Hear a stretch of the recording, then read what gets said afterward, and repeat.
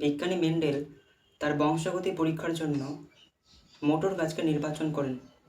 তিনি মোটর গাছকে নির্বাচন করেছিলেন কেন, এর আগের ক্লাসে আমরা জেনেছি।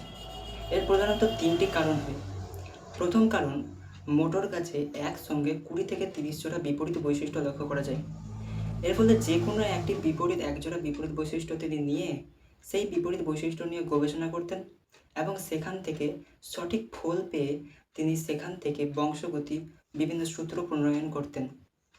এইভাবে তিনি সফল হওয়ার ছিলেন, এই জন্য তিনি মোটর গাছকে নির্বাচন করেছিলেন। তো প্রথম কারণ ছিল আমাদের 20 থেকে 30 জোড়া বিপরীত বৈশিষ্ট্য, এবং দ্বিতীয় যে কারণটা ছিল মোটর গাছ নির্বাচন করার, সেটা হচ্ছে মোটর গাছের জীবন সংক্ষিপ্তকরণ। মোটর গাছের জীবনচক্র অত্যন্ত সংক্ষিপ্ত, ফলে কম সময়ের মধ্যে অধিক সংখ্যক মোটর গাছ তিনি চাষবাস করতে পারতেন এবং সেগুলি নিয়ে গবেষণা করতে পারতেন। আর 3 নম্বর যে বৈশিষ্ট্যটা, অর্থাৎ 3 নম্বর যে কারণটা যেই কারণে তিনি মোটর গাছ নির্বাচন করেছিলেন, সেটা হচ্ছে উভলিঙ্গ ফুল। মোটর গাছের ফুল ছিল উভলিঙ্গ। তো এই সমস্ত কারণে বিজ্ঞানী গ্রেগর জোহান মেন্ডেল, যিনি অস্ট্রিয়ার একজন ধর্মযাজক, তিনি মোটর গাছকে নির্বাচন করেন তার বংশগতি পরীক্ষার জন্য। এইভাবে তিনি বংশগতিবিদ্যা প্রণয়ন করেন, অর্থাৎ জেনেটিক্স। আর তাই জন্যে তিনি এই বংশগতিবিদ্যা প্রণয়নের জন্য তিনি বংশগতিবিদ্যার জনক হয়ে পরিচিত হন। তো তিনি যে 20 থেকে 30 জোড়া বিপরীত বৈশিষ্ট্যের জন্য মোটর গাছকে নির্বাচন করেছিলেন, তিনি কিন্তু 20 থেকে 30 জোড়া বিপরীত বৈশিষ্ট্য নিয়ে গবেষণা করেননি। তিনি মোট 7 জোড়া বিপরীত বৈশিষ্ট্য নিয়ে গবেষণা করেছিলেন। মোট 7 জোড়া বিপরীত বৈশিষ্ট্য তিনি মোটর গাছ থেকে খুঁজে বের করেন। সেই 7 জোড়া বিপরীত বৈশিষ্ট্যগুলো আজকে আমরা জানব, এবং সেই বিপরীত বৈশিষ্ট্যগুলো প্রকট আর প্রচ্ছন্ন কীরকম সেগুলো আমরা জানব। তো আজকের আমাদের টপিক হচ্ছে মেন্ডেল দ্বারা নির্বাচিত 7 জোড়া বিপরীত বৈশিষ্ট্য। খুব ছোট্ট টপিক, খুব সিম্পল টপিক, কিন্তু ইম্পর্ট্যান্ট। এই টপিকটা ভ্যারি ইম্পর্ট্যান্ট, মোস্ট ইম্পর্ট্যান্ট বললেও কম হয় না, কারণ এখান থেকে প্রশ্ন আসার চান্স অনেকটাই বেশি। তো এই টপিকটা ছোট্ট, এবং এই টপিকটা তাই আমি আজকের ক্লাসে শুধুমাত্র এই একটাই টপিক এনেছি, আর এই টপিকটা নিয়ে আজকে আমি আলোচনা করব। এখান থেকে কী ধরনের প্রশ্ন হতে পারে সেটাও আলোচনা করব। তো দেখো, আজকে আমাদের প্রথম টপিক হচ্ছে মেন্ডেল দ্বারা নির্বাচিত 7 জোড়া বিপরীত বৈশিষ্ট্য। আমি প্রথমে বললাম এই টপিকটা কিন্তু মোস্ট ইম্পর্টেন্ট, তো আমি এখানে লিখে দিচ্ছি VVI। এই টপিকটা ইম্পর্টেন্ট কিন্তু মুখস্থ করার জিনিস। এখান থেকে যাই প্রশ্ন আসবে তা আমাদের মুখস্থ করতে হবে। এখান থেকে শর্ট কোশ্চেন আসার চান্স অনেকটাই। মুখস্থ করতেই হবে আমাদের, মুখস্থ না করলে নাম্বার আনা যাবে না। তো এখানে কারণ এই টপিকের মধ্যে বোঝার কিছু নেই, আমাদের এখানে মুখস্থ করতে হবে। কিন্তু মুখস্থ করব আমরা বুঝে, টপিকটাকে বুঝবো, তারপরেই মুখস্থ করব। তো প্রথম যে আমাদের 7 জোড়া বিপরীত বৈশিষ্ট্যর মেন্ডেল নির্বাচন করেন, 7 জোড়া বিপরীত বৈশিষ্ট্যের মধ্যে প্রথম যে বৈশিষ্ট্যটা, সেটা হচ্ছে গাছের দৈর্ঘ্য। আমাদের চরিত্র হচ্ছে প্রথম 7 জোড়া বিপরীত বৈশিষ্ট্যের মধ্যে প্রথম যেটা হচ্ছে সেটা হচ্ছে গাছের দৈর্ঘ্য। আচ্ছা, প্রকট এবং প্রচ্ছন্ন। প্রকটে লম্বা, প্রচ্ছন্নে বেটে। প্রকট জিনিসটা কি? এখন তোমাদের মধ্যে মাথায় প্রশ্ন আসবে যে প্রকট জিনিসটা কি। যারা আগের ক্লাসগুলো করোনি তাদের মাথায় প্রশ্ন আসবে প্রকট জিনিসটা কি। প্রকট হচ্ছে সেটাই, আমরা জানি যে দুটি জনিত্রী জনু, একটা কোনো নির্দিষ্ট চরিত্রের মধ্যে কিনা দুটি জনিত্রের জন্য নেওয়া হলো, একটা পুরুষ অর্থাৎ একটা স্ত্রী জনিত্রের জন্য এবং একটা পুরুষ জনিত্রের জন্য। এই দুজনের মধ্যে যখন সংকরায়ন ঘটানো হবে, সংকরায়ন অর্থাৎ যৌন জনন ঘটানো হবে, তখন প্রথম যে অপত্য জনুটা সৃষ্টি হবে অর্থাৎ F1, সেই প্রথম অপত্য জনুর মধ্যে ওই জনিত্রী জনুর যে বৈশিষ্ট্যটা প্রথম অপত্য জনুতে আসবে, সেই বৈশিষ্ট্যটাকে বলা হয়, যে বৈশিষ্ট্যটা প্রথম অপত্য জনুতে আসবে সেই বৈশিষ্ট্যটাকে বলা হয় প্রকট বৈশিষ্ট্য। প্রকট বৈশিষ্ট্য তাহলে আমরা কাকে বলবো? নাকি জনিত্রী জনুর সংকরায়নের ফলে প্রথম অপত্য জনুতে যে বৈশিষ্ট্যটা সঞ্চারিত হয় তাকে বলবো প্রকট বৈশিষ্ট্য। খুবই ইজি জিনিস। এবং দ্বিতীয় হচ্ছে প্রচ্ছন্ন বৈশিষ্ট্য আমরা কাদের বলবো? প্রথম অপত্য জনিতে যে বৈশিষ্ট্যটা জনিত্রী জনুর আসবে না, যে বৈশিষ্ট্যটা জনিত্রী জনুতে আছে কিন্তু সেটা প্রথম অপত্য জনিতে আসবে না, কখন আসবে?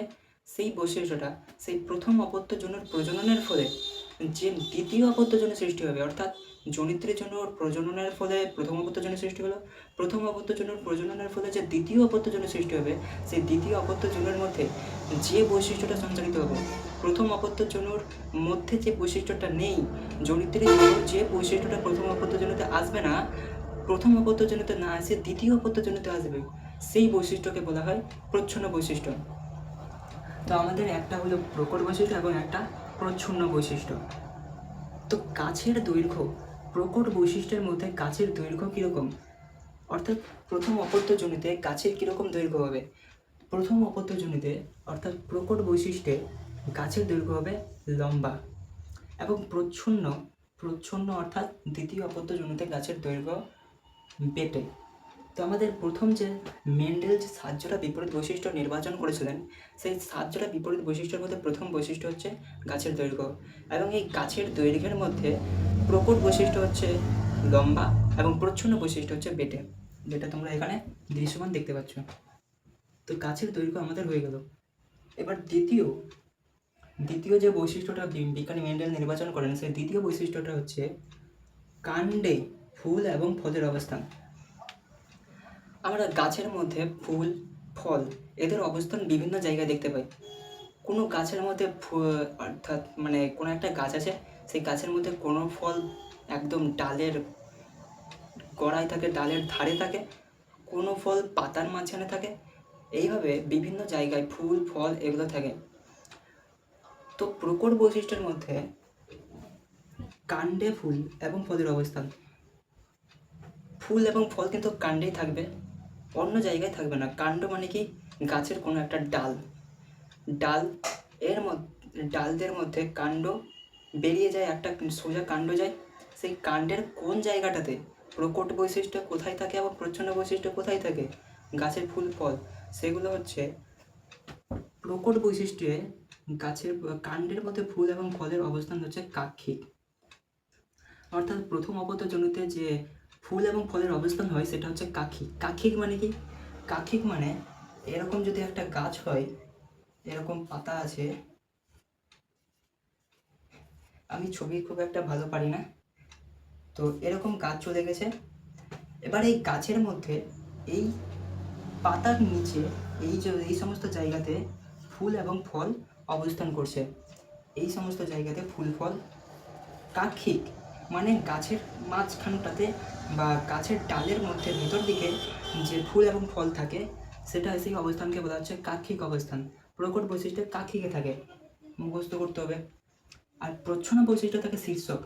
শীর্ষক কথাটার মধ্যে লুকিয়ে আছে শীর্ষক। শীর্ষক কথার অর্থ কি, লাইন চলে গেছে। শীর্ষ অর্থাৎ গাছের একদম সব থেকে উপরে, হাইস্ট উপর দিকে, সেই উপর দিকে যে অবস্থান, সেই অবস্থানের মধ্যে গাছের যে মানে ফুল এবং ফল থাকে, সেখানে সেই অবস্থানকে বলা হচ্ছে শীর্ষ। তাহলে মোবাইলের টর্চটা অন করে দিই, ঠিক আছে। শীর্ষক অবস্থান প্রচ্ছন্ন বৈশিষ্ট্য, এই গাছের ফুল এবং ফল প্রচ্ছন্ন বৈশিষ্ট্যের মধ্যে শীর্ষকে থাকে, মানে একদম ওপর দিকে। এরকম যদি একটা গাছ থাকে, ভালো করে বোঝাই, এরকম যদি একটা গাছ থাকে, তাহলে গাছের একদম ওপর দিকে যে ফুল ফল থাকবে, সেই অবস্থানকে বলা হবে শীর্ষক। তো শীর্ষক অবস্থান আমরা কাকে বলবো, নাকি একেবারে উপর দিকে যে মানে ফুল ফল অবস্থান করবে গাছের ওপর দিকে, সেই অবস্থানকে বলবো আমরা শীর্ষক। আচ্ছা, তো এবার ফল, আমাদের কাণ্ডে ফুল এবং ফলের অবস্থান, দ্বিতীয় বৈশিষ্ট্য মেন্ডেল দ্বারা নির্বাচিত হচ্ছে ফুল এবং ফলের অবস্থান। তৃতীয় বৈশিষ্ট্যটা কি, মেন্ডেল দ্বারা নির্বাচিত তৃতীয় বৈশিষ্ট্য হচ্ছে ফলের আকৃতি। বিজ্ঞানী মেন্ডেল তৃতীয় যে বৈশিষ্ট্যটা নির্বাচন করেছিলেন সেটা হচ্ছে ফলের আকৃতি। সাধারণভাবে দেখা যায় ফল বিভিন্ন আকৃতির হয়, তো প্রকট বৈশিষ্ট্যের মধ্যে ফলের যে আকৃতি, প্রকট বৈশিষ্ট্যের মধ্যে ফলের আকৃতি হয় স্ফীত। স্ফীত মানে কি, নাকি যেই ফলটা একদম স্মুথলি চলে গিয়েছে, কোনো প্রকার কাজ নেই, সেই ফলকে বলা হয় স্ফীত। মানে মোটরের ফল কীরকম হয়, মোটরের ফল বলতে কিন্তু মোটর গাছের ফল কিন্তু বীজটা নয়, যেটা আমরা খাই সেটা কিন্তু বীজ। ওপর দিকে যে খোসাটা থাকে, যে খোসার মধ্যে বীজটা থাকে, মটরশুঁটিগুলো থাকে, তো সেই পুরো ফলটাকে বলা হচ্ছে মোটর ফল। তো ফলের আকৃতি প্রকটে হয় একেবারে শীর্ষক।